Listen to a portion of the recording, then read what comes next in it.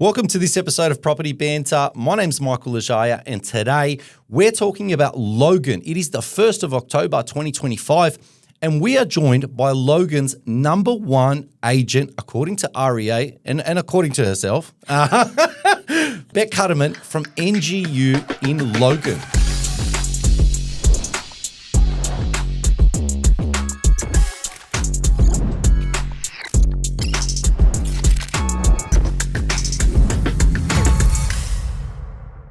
Welcome, Beck. Thank you. Thank you for having me. Now, in this episode, we want to talk about a bunch of things to do with Logan, what's going on in the market, and we'll cover the flood mapping, we'll cover the first homeowner scheme, we're going to cover some areas where you're seeing value, some areas where I'm seeing value, generally what's going on the ground, and I'm very excited. Welcome. Thanks. I'm excited. Let's get into it. It's the 1st of October. Let's just jump into the first thing, right? 1st of October, first thing, everyone's talking about it, first home buyer scheme.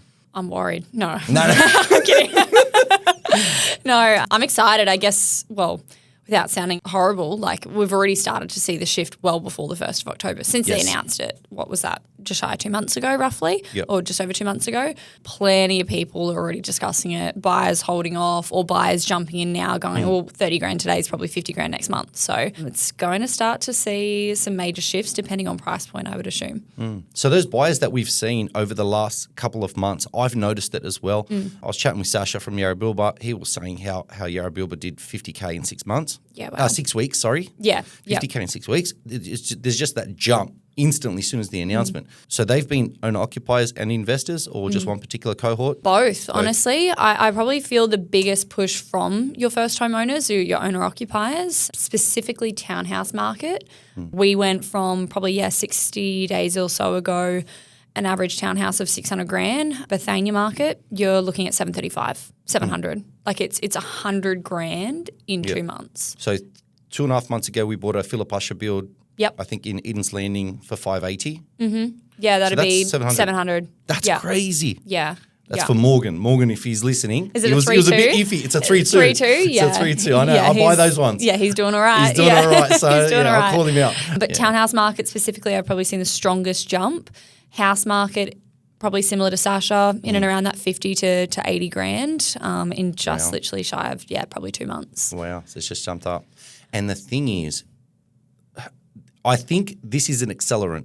So what this scheme is, a lot of people going, oh, the property market's booming because of a grant. No, the property market is undersupplied. Yeah. It's undersupplied, and there's buyers in the market looking to all get in.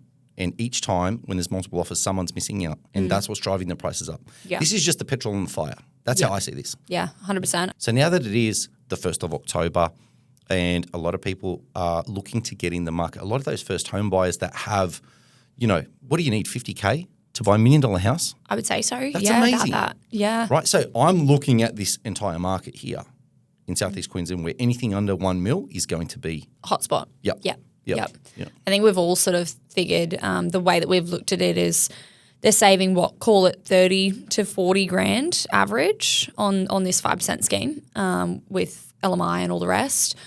They're now going to look at just adding that potentially onto their offer if there's somebody that has been consistently missing out. Yep. And that's pretty much what we've already seen in the month lead up to it. So even more so now, given that they'll be able to potentially, if they've already been obviously pre-approved for more but we're choosing to not spend it, it's now just that big push to, I guess, jump into the market and just secure something. It is. And now they won't behave the way an investor behaves. So you've worked with me. You know how we are. We make sure that we try and buy value for money and we don't want to overpay. We've worked a little bit for that reason. So, for anyone at home, Beck and I have known each other for a long time, but we don't do plenty of deals together because I'm the type of buyer who likes to get good deals, and she's the type of agent who wants top dollar for her clients, and we don't always align. We've probably bought maybe 5, if that, in 10 years. Yes. It is what it is, right? We've got to buy value. Right. You've got to sell top dollar. But sometimes where there's a point where we can meet, that's fine. And I think we were talking about earlier the under market value. Now we're sort of moving in a different topic, but we'll come back. The old days where we used to buy under market value, they're gone. Anyone that's looking in these markets, everyone's overpaying. There is a shortage of supply. The buyer's agent back in the day was there. You pay them money, they buy you a $300,000 house for $250,000. Yeah. Because you could. That doesn't exist anymore. So now the buyer's agent is there to just get you ahead of all the other buyers and the other buyer's agents. Yeah. So now buying market value is I'm struggling to say this, but market value is acceptable. So No, okay. that's But it is because market value today is going to be cheap tomorrow.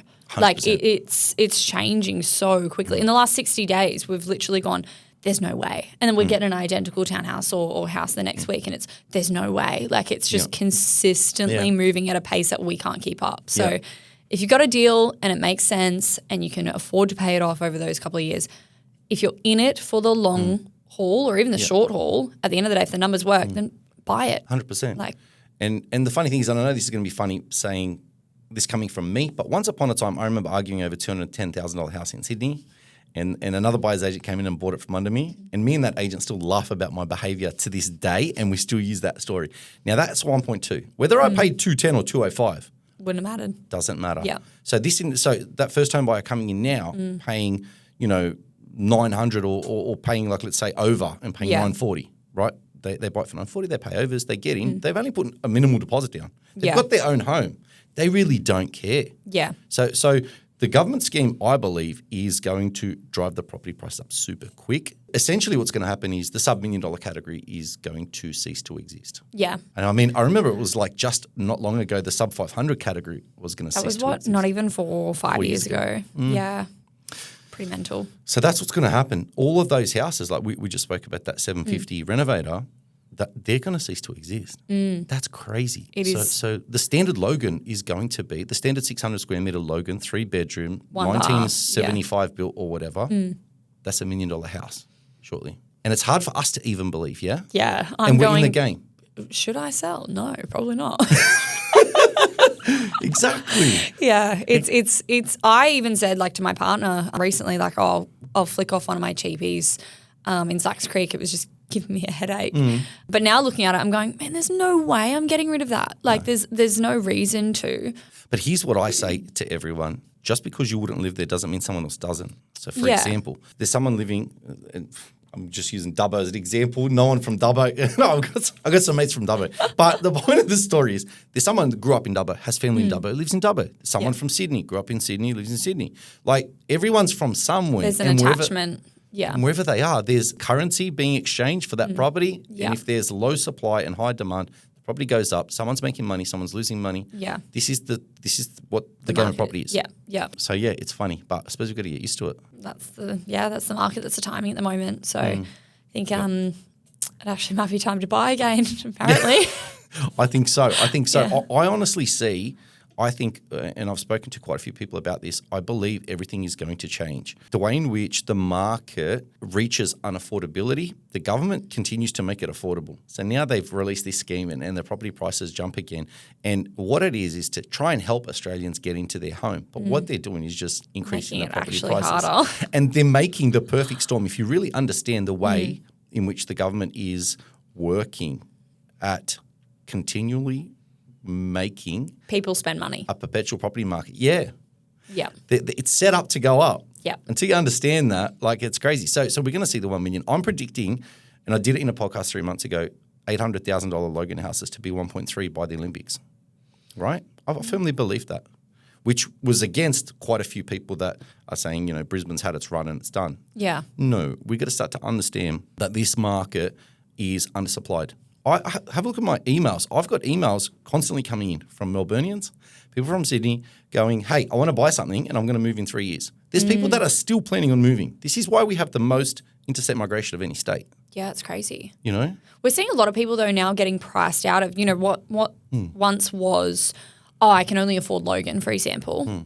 Now they're going, okay, we can only afford potentially Beaudesert or further out. They're now literally turning around and going, stuff it, we're going to Melbourne.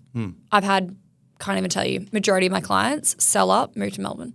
Cash out, move to Melbourne. Really? It's I don't hear much happening. of that. Really? Oh, really? Yeah, No. no, so many of my clients now Wow. are just going, well, we can't build Logan Reserve, for example. 422 here would be easy 900K, to build and secure land, if you can even get land. Yeah. Melbourne, Geelong, like 800 for a top of the line, high end, bigger block, everything. And they're just going, stuff it, we'll just go down there. Man, Logan versus Geelong. I don't know what everyone's thinking at home, but I'd still stay Logan. Better preference in weather, absolutely. But Logan I guess they're just getting better value for money now in Melbourne. But Melbourne's coming back. Like it's seeing that same jump as well. It is indeed. So I think the Australian property market, I don't like to talk about the Australian property market in general. I believe there's markets within markets. Yeah. We're in for some huge price growth over the next 12 months. Scary times. Yeah, exactly. Tell me, on the ground, you're seeing plenty of investors and owner-occupiers that were looking to just jump in and pay whatever pre-October 1st. That's what you're seeing? Not necessarily pay whatever, but I guess they're becoming more educated around what they're seeing each weekend. Like as time goes on, I might see the same purchaser over a 4-week campaign. A lot easier to negotiate by the 4th week than it is week 1. Because for them, it's like, well, what they first inspected for $750 is now $780, $800, and they're pretty much just trying to secure anything that makes sense to them. I think it depends. Investors probably a little bit slower to come around, actually. It's more the owner-occupiers that are emotional, that's just trying to get into something that they're actually the ones driving the market half the time. It's that they just want to be done. They want to get their weekends back. They don't want to be having to shop around anymore. The kids are screaming. It's every Saturday afternoon. They're done. And they're the ones that are typically paying overs in comparison to your investors that are, still that. Yeah, they're still numbers driven. Yeah. Which is hard to do in this market. It's very hard. And when you look at a lot of their journey, the home buyer, they go through a bit of pain to then finally come to that compromise. Yeah. And when you're out there looking at properties and you miss out, and then you see the next week it's up, and then the market's up again, and it's happening on a weekly basis. Yeah. Every week there's a new comparable hitting the market showing it's now worth more. Yeah. All right, so there was a post that I did, which was a sale of yours, and it was a Marco's sale. Yes, so shout out to Marco. He did really well on that one. $903,000 in Woodridge. Yeah, pretty mental. Yeah. Funny, I guess, backstory. We're just talking about the buyer's sort of journey. She was arguably one of the best buyers out there in the marketplace. Cashed up, went up to, I think, just was about to increase an offer on a fully renovated home in Logan Central. Beautiful, like high, double story, for $1.25 million. She was going to increase to. Through another agent, she had it at 115. Marco had met her during that time, was helping her negotiate on that sale. It wasn't his listing. And they just sort of built rapport. They're both, I believe, of the same background. Nice. And then he ended up going, hey, why don't you just buy something and like renovate? If you're going to drop a bomb on something that's already done, why not just go down that route? Mate, she came to that auction that day, hadn't seen it until that morning and spent $903. The underbidder she's bidding against, I don't know what his background was. I think he's Middle Eastern descent. He walks over and goes, man, what's your plans with this place? Because he's just bidding for the sake of it, going, I'm not going to pay it in the end. He's literally going, I'm out. But he's like just curious as to how much this is going to go for, which is mental. I could see that he was just almost having a laugh with her. They end up doing business together. He's quoting for her renos. No. He's quoting for her renos after the auction, going, no, this is what I was going to do if I got it. I'll do this, I'll do that. She's just going to rip the place apart and renovate it to live on North Road in Woodridge. Wow. Because to her, that block, awesome. Yeah. 945 or 60 squares, something like that. Okay. So this is a great story, and I hope she's going to be very happy there. She's so stoked. Like, genuinely, everyone's giving, different opinions in the comments, but that Cambodian community are really, really like fixated on Marsden Woodridge like surrounds. Similar to, Sunnybank and that sort of demographic. At the end of the day, you buy in clicks. If you've got friends, family in that area, that's exactly what they're doing. They want to be near them. Yeah. So that all the makes shops sense. Or everything are there. In my story that I did, we talked about the $903,000 purchase. You got stamp duty, then you got renovations, and you're in for somewhere up to hopefully 1.1. Hopefully she doesn't spend up to 1.2 on renos. But if she's in for 1.1, there's the 1.1 to live on North Road. And what we struggle with looking at it going, wow, that's sort of a record. That's a record price, right? Surely. In terms of getting in and still having to spend money on it. And still spending money. And being in for that much in that area is a shock to us. But what we got to understand is a lot of these migrants and these demographics are buying in these types of areas. Now, there is equivalent areas in Sydney like Miller, Heckenberg and that where I've purchased before. there is their cliques and their demographics from different communities, and they are loving it because they're close to each other, and it doesn't matter how we view an area from an emotional perspective, right? So when you judge an area, when you're like, it's not a good area, or it's it's trashy, or it's lower socioeconomic, or whatever, right? These people live there. Everyone lives somewhere, and they also have money. Yeah. They also work. They also have the same money that everyone else has, but they just live there because that is what it is. They live differently. Yeah. I had one of the comments going, oh my God, look at how the tenants, I was like, I don't want to assume their background, but I'm fairly sure they're Afghani. Like half of the clients that I sell for, they don't have furniture. They live on high quality, Afghan rugs. Yeah. Freaking beautiful, so soft. But like people assume, that they don't have money. I'm like, no man, they're saving on James Lane and Pottery Barn furniture. You're smart, you're savvy. I'll tell you something. They're very good with money. 100%. They're strict savers. Yeah. Strict savers. When you come from nothing and when you come from a war-torn country and that, you save a lot of money. You're very, very savvy. My grandma, she could save. She was on the pension and she was lending out money like a bank. Like dead set. Like they just come from, this is a different generation. It's a different world. Number. Yeah. It is a different world, and like people just assume, or they might judge being, immigrants, whatever. They've been here for a long time, guys. Like half of the clients, that lady in particular, I don't know, but half of the purchasers that I'm meeting, they're hardworking. They're running like 2 or 3 jobs. Like they're tradespeople running their own businesses. Like it's very much that they can add value to something that maybe you and I that are, what are we? Blue collar, white collar? I don't know. I'm blue collar. I've got no collar. We are not tradespeople. Yeah. No, definitely not. Like we would look at something and go, all right, we're going to have to drop 50 grand on this reno. To them, it's like, it's a couple of weekends. Yes. Yeah, exactly. And they're able to then spend more to allow for that. So it's just, different way of looking at it, really. Yeah, exactly. So it's interesting. I was chatting with Sasha as well, and he was talking about the first home buyer scheme. He goes, there's a very good chance that this is going to drive the market like crazy, and the government will turn it off at some stage. This is interesting because I believe this is why we didn't get rate cuts. Yeah, agreed. Yeah. I think they know what's coming. They do. They can see it. They can see it happening, and they pay attention to it. Whether you think that they act like they don't, but I think everything is by design. I talk about this all the time. The market's set up like this. This isn't like they're making a huge amount of mistakes. I believe they're doing it on purpose, and they're continually driving the market up, and that's what's keeping the economy going. Real estate accounts for so much of the Australian economy. It's not funny. So this grant, so many Australians get to access this for their first home, and they don't need a lot of money. Yeah, I think I bought my first home on the 5% scheme initially. Yeah, me too. Refinanced it within like 12 months. Yeah, and there's equity. Yeah, not like me. I did the scheme when I was 21 and had no equity growth for 8 years. Yeah.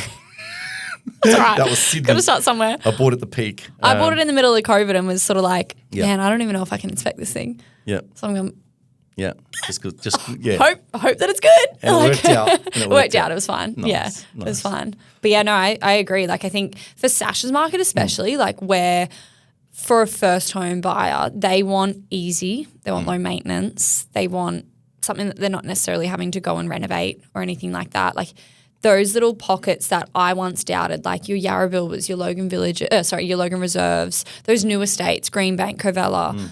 I'm sure you probably had the same opinion. Man, they're so far away. What's in there? Blah, blah. They're creating these little communities. First home buyers love that.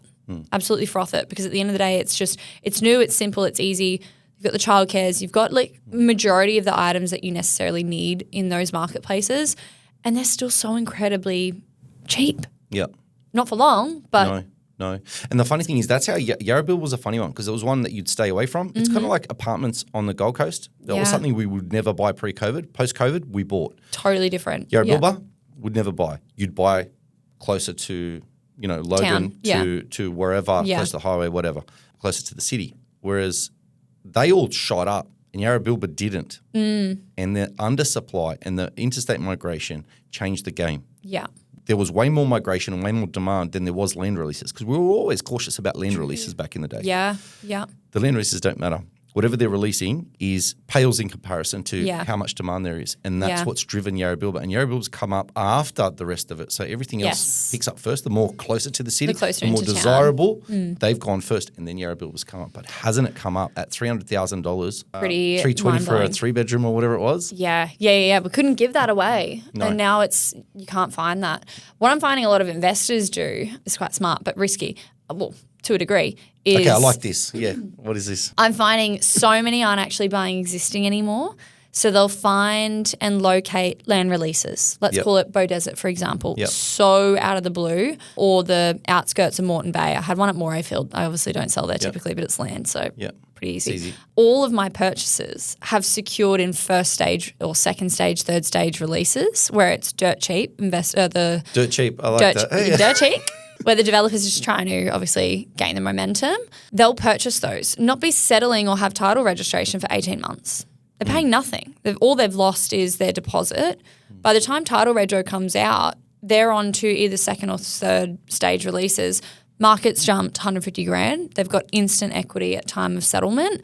They're settling on it, reselling straight away because by that stage, the stage that was released is already sold out and buyers that want to get something now will pay overs for something that's registered. Yep. So we're getting all the resales on the blocks, Yarrabilba, any land estate you look at, Bars Scrub, all of that is having the same strategy had with landowners. And now it's stage 5, 6 in most cases.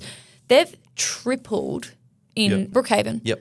Brookhaven, I have a client there that were on like a 5,000 wait list. Wow. They can't get in. We literally had to beg and plead and they were like, still zilch, got nothing for you. You had to have family or a previous owner within the estate to get priority access to that land release. It just is creating FOMO. And when something did come up, it could be the worst block and they're purchasing it anyways for the sake of it. And they're going for like 600 grand now. Wow. It's well over $1,000 a square metre for a block of land. Wow. It's mental. But they're reselling, those guys that bought in that first, second stage release were 180 to 250. Laughing. Isn't it funny that we live in a country the size of Europe, which is so minimally populated with 27 million people, the smallest amount probably per square metre of population, yet we can't find land? Tell me that's not a system by design. Yeah. Tell me that's not set up that way. Yeah. But, the guys that do seem to find land is the ones that want Yes. to be council. Oh, no, you can't clear it. All of a sudden it's getting cleared. I'm going, convenient. You know what I heard? You know what I heard is the worst one, the hardest one is the koala overlay. And all koala that. overlay. I've seen them get removed. Oh, yeah. Got one in Berrinborough. I was just selling the townhouse. I was like, it's beautiful greenery. Yeah. Next week I go for photos, no greenery. They've knocked out the whole estate behind it. And I'm Really? like, oh, Wow. okay. Can't find anything on council's website about approvals. Yeah. Or about what's going in there. just happened. But we just know it's just happened. There's no house, there's no Wow. trees. It's backing Wow. onto the Logan motorway. So Conspiracies. Ooh. it's who you know. Yeah, it is, It's who you isn't know. it? It is. Let's talk about affordability. So with this market moving in at such a fast pace, what sort of people are you seeing on the ground? What sort of buyers on the ground that are buying? Do they have money? Where's this money coming from? Because a lot of people, interstate are looking at what's going on. They're like, oh, geez, it can't keep going. It can't keep going. Like people don't have money. Do people have money? And who is it that has the money and who's buying? I don't understand how, but majority of our market is our local purchases that I find. If we split it up into, say, your entry level, 3-bed, 1-bath, good side access, 600-700 odd square metre block, there's probably a good 50-50 share still in investors trying to secure it. But I find most often than not, it's the local investors and or first homeowner or owner occupier. They're the ones that are actually typically paying overs because for them, they've watched that market grow whilst interstaters are probably a little bit potentially lagged behind, assuming no way they've had all the growth that it could possibly have had. They're that particular market. 4-bed, 2-bath, predominantly all owner occupied. So very emotional, depends on product. They do vary quite a bit in price point, I would find, depending on location.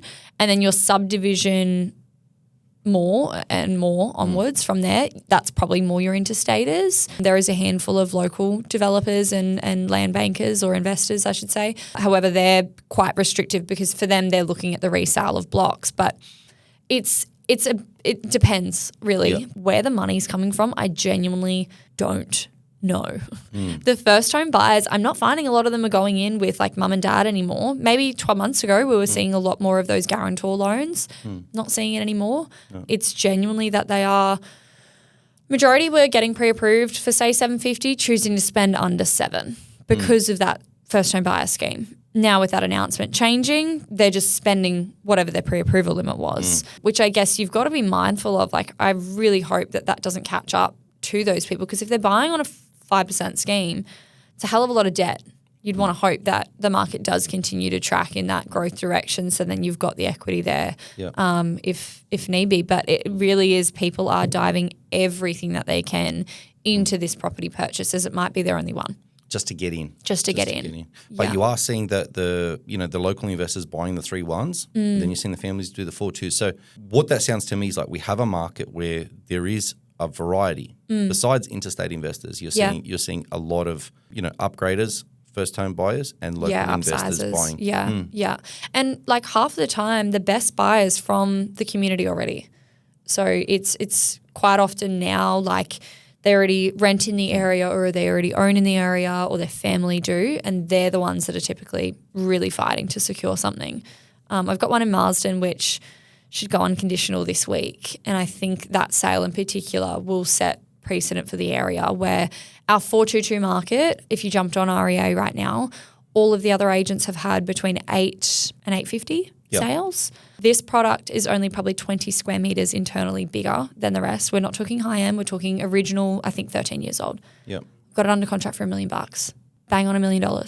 So land size is the same. 600 squares, 422. So you're telling me everything is the same as the other ones? Except 20 squares bigger. Yeah. Except 20 squares for an extra $150,000. Yeah. The guy that bought it, I think he's Adelaide based. However, his friends, his family, all own on either that street in particular or the street surrounding. And to him, it's a great home, don't get me wrong. Like, it's a great floor plan. It's 4-bed with like an open study, 3-ish lounge rooms. Like, for them and their culture, anything that was separated living areas.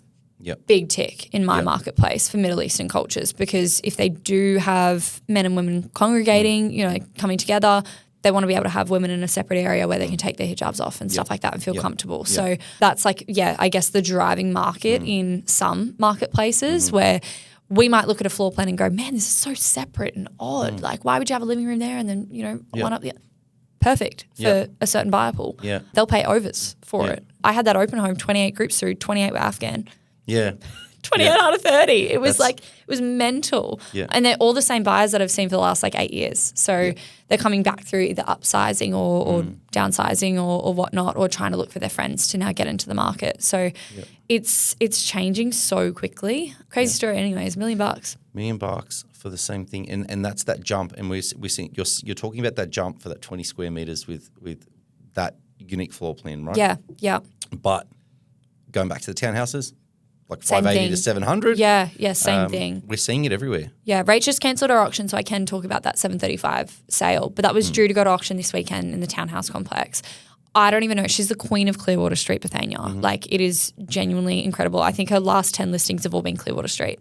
They're just townhouse, like for like, Philip Usher builds. Yep. Maybe one or two that are not Philip Usher's designs. But those have literally gone from, 610, 620, 630, 645, 655, 685, 695, 735. Wow. 2 months. Wow. It just keeps going. Because when people are priced out and when you see houses start to go for this sort of, crazy money, the next thing to move is the next most appealing asset Product, that someone can buy to live in. Especially a first homeowner. I mean, they're relatively new. Like, they're 14-year-old, call it that.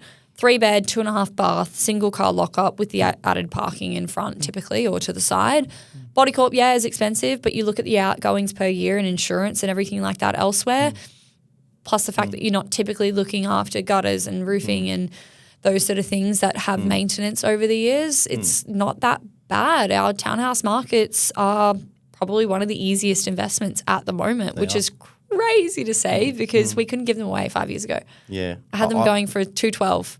Eddie Delim was the only one buying them. There you go. See, I was buying the town. I gave clients an option when we went to Perth. So when we went to Perth, I said to my clients, hey, you can come with me to Perth. We can buy 250 to 350 houses.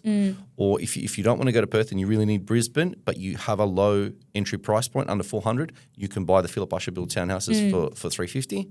And they're great value and they're going to go up. They're now 700K since 2022, 2023. So they've made, everyone's made 300K. Everyone's made money. So everyone made the money in Perth, whichever way. Whichever client, like they still got the win. Absolutely. But you know what? The win came in the form of a townhouse, which is still, look, the colour of money is the same. So you can buy units, you can buy townhouses, you can buy houses. It's up to you how you want to go about it. It's got to be the right deal. It's got to be the right deal, the right time of the market. And if you know what you're doing, you will make money. Absolutely, yeah. All the owner-occupiers that bought them are now just upsized into houses because the gap's so much shorter now because they managed to buy a year or two ago when maybe a lot of first-home buyers then were going, no way, I'm not doing a townhouse, I want a house. And then they've tried to get into the market. It's jumped so quickly for a house and they're outvalued. And the main thing is that you're in. I think a lot of these first-home buyers are seeing, they've watched this market go up for the last how many years and they're just like, well, I just want to be in. Just got to get in. And the equity goes, the equity comes with the market rise, and then you extract that, sell it, whatever you want to do, and then upgrade and get your 422 or whatever it is you're chasing, right? Go again. Let's talk about flood map. Oh yeah. So the flood map, the talk of the town in Logan right now. It annoys some people. I really want to talk about it because so many buyers agents are so uneducated on our flood maps in Logan. It is crazy. It's not hard to read, but for a lot of people, they just see dark blue, light blue, yellow, white, I think, on the maps. Yeah. They see blue and they go, whoa, no way. It's going under. Huge risk. Yeah. And I get it. For some markets or some insurance policies, they are taking advantage of it. Our council, so Logan City Council, put out letters recently. This map was changed over a year ago. So it's been actually around for quite some time. I feel like just yesterday. Yeah. When it did come out, we were all crying. So yeah. Felt like it really reduced the buying pool to almost anything. And this is also a driver for our Logan market, I think, because so many buyers aren't wanting to touch anything unless it is in the PMF zone, which is 5% of the market. I don't know. Like it's really, really low. But it doesn't mean anything. Like the 0 to, even arguably moderate flood mapping means nothing. Like you've got to look and scroll down. It's really stupid that it's at the bottom of the website. Scroll down to the historical flood events. Most often than not, all 3 major floods are nil on the sales. Of course, depending on where you're purchasing, you've got to be mindful of the infrastructure that's gone on around it, because places like Logan Reserve, what once might not have been flood affected, genuinely does now have overland flow and added issues or problems around that. But for the most part of our market, that PMF low flood zone's great. That means you are not likely to ever flood. It's like 1 in 2,000 year chance. We're going to be dead. Like we're good. And it is, again, such a big talk of the town. I think there's been over 40,000 complaints just in Logan alone from the first 2 months when that came out. I can't even imagine what it would be like now. Who knows? They might just reword it eventually anyhow. But it's to give you future worst case scenario ideas on what could happen. So if you're someone in a high flood like map risk area, not ideal. Your likelihood of getting development approvals is still possible, but it depends again where it's located on the property boundary. If it's away from the road and the road's not high risk, you can still subdivide. That's what a lot of people don't know. So it's only if your road and access to and from the property, so if you've got a rectangular block, if that's all high flood map and so is the road, very unlikely you will get approval for subdivision. If it has maybe a third of the back of the block or whatever, but you can still access to and from another area of the property, you can still get council approval to subdivide. Good to know. Good to know. Because a lot of our developments have moderate or high risk over it, but you can mitigate flooding. Yeah. For those at home, I've had a property on the flood map and it's got a creek next to it. And it's never flooded. Where? Never flooded. Logan Lee. Oh, okay, yeah. On the side. And it's like and the flood mapping, like when you look at it, goes over overland flow or flood overland map? Flow, I think it is. Yeah, okay. Yeah.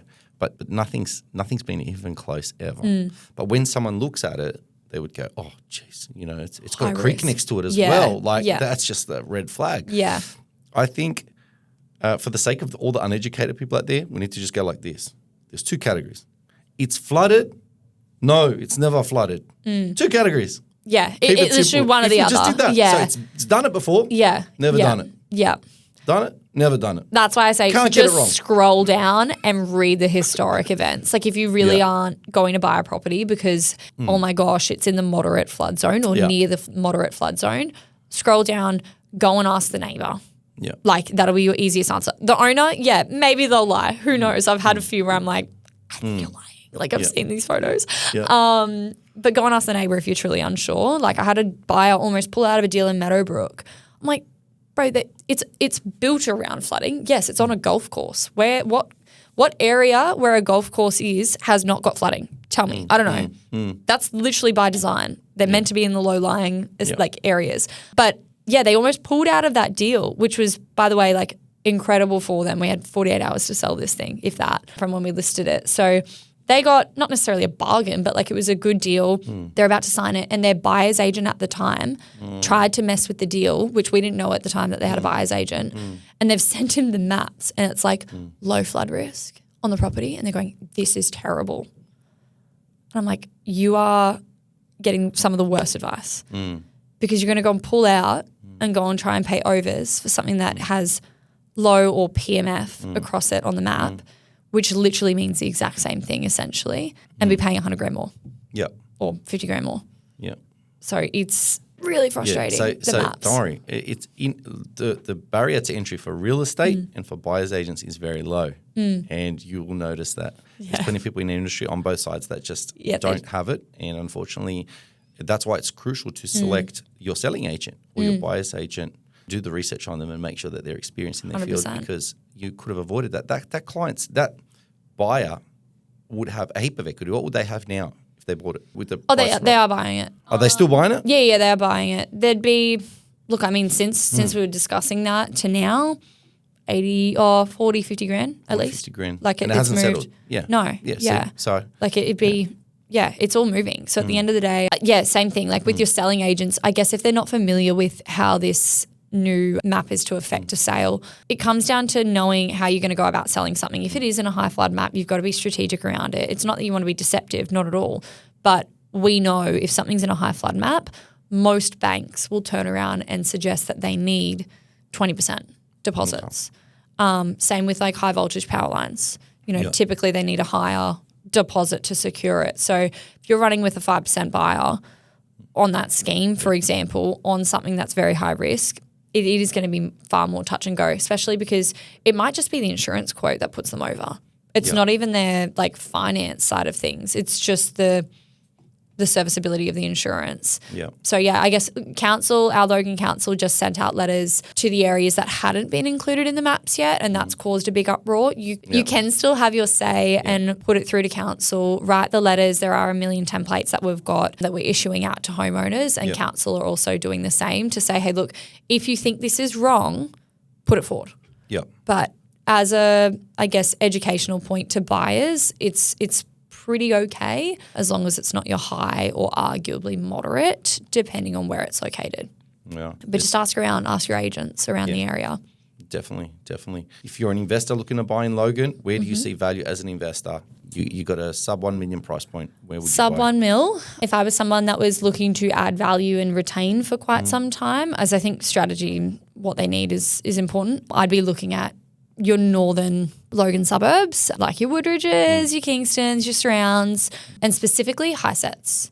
Specifically high sets. Even if it's not legal height downstairs, if it is, added bonus. But anything that's been built in or opportunity to build in further and extend, typically your 600 plus square blocks. Because for those, you can look at actually doing granny flats or auxiliaries. The amount of people now learning about strata subdivision, crazy. I wish people knew about it and listened to me earlier. But you're not just stuck to doing a granny flat that has to be sold off with that particular property. Yes. Usually you need, 1,000 squares? You can buy an 800 square metre block. Build, as long as you're building the secondary dwelling, strata subdivide it. It'll look like 2 separate houses, treat it the same, strata subdivide, sell them separate. They're known as units. They're built as houses. Yep. People are paying the same money. Yep. And you're saving on $200K in subdivision costs. Wow. It's pretty mental. But I would be buying that specifically for long-term growth. And you can add value to the house over time as well. Like it's going to need a cosmetic reno or something like that. And for those people at home that don't understand the Queensland high set thing, yes, they're not Queenslanders. Like they're not. Queensland. Yeah. They're the uglier cousin, but they have that downstairs section. They've got the downstairs section. So valuable. Yeah, you know, 100%. Rumpers for the kids, whatever. Hardwood frame typically, which look, I mean, that's a lot of people say it's termite proof. It's not, but like there's a lot of opportunity for you to, change into rumpus, kitchenettes, studio, home business, storage, cars, whatever. Whilst a little low set brick arguably has less maintenance because it's not needing painting. But if you want to extend, you want to add, boom, money out the door because it's so much harder to work with. Yeah, because it's an external extension. It's an external This is already extension. under roof. This is already under roof. It's so much easier. So I'm definitely in agreement with you there. If you're an owner occupier and you're just looking to buy value for money, family home. Good little location, suburb mill. Don't say Marsden because you're still Marsden. No. I have a soft spot for Tanamera, and that's because I live there. But I genuinely think Tanamera, Logan Home, we're smack bang, or like Shayla Park, but you can't really get anything for Suburb Mill unless it's a 3-1. You can still get a 4-2 or 3-2 in Tanamera, Logan Home surrounds for under 9, typically under 9. And you're smack bang between the M1 and the Logan Motorway. So you are. Brizzy to the Gold Coast. Piece of cake. Yeah. You got to go to Ipswich. It's right there. 100%. You're right on the highway into Brisbane. And they're typically like 20-year-old builds, 25. They're not new like your Logan Reserves, your Marsdens and all the rest, but they're also just that little bit further inland. So I guess for somebody that needs access to everything, that is genuinely in the middle without tolls, unless you're going to Logan. Yeah. Yeah. It's a good spot. It's a good spot. Hyperdame's there. IKEA's just down the road. Yeah. That's where we are now. We just need a Costco. No. Do we have a Costco here? No. Where do we? It's North Lakes. Bundamba is the next Yeah. one. Yeah. I don't know. Anyway, I'm not pitching Costco. I don't really rate Costco. I'm just trying to, We've got everything. Yeah, we've got everything here. So that's a wrap. I appreciate you coming down and talking Logan. Love There's Logan. Some exciting times coming for those who are in the market, right? Absolutely. Stay tuned. I'll check back in with you in a couple months. Definitely, let's do it. For anyone that wants to get in touch with Beck is the principal at NGU Logan, and she's the #1 agent according to REA and herself. And I love how you add that in. And her family. Friends and family, grandma. Yeah. Everyone, all the supporters. But Beck does a fantastic job and she always gets top dollar, hence why I don't buy too much off her. But she's very good at what she does. So get in touch with her, NGU in Logan. Thank you all for joining us on this episode. We really appreciate it. And until next time, take care.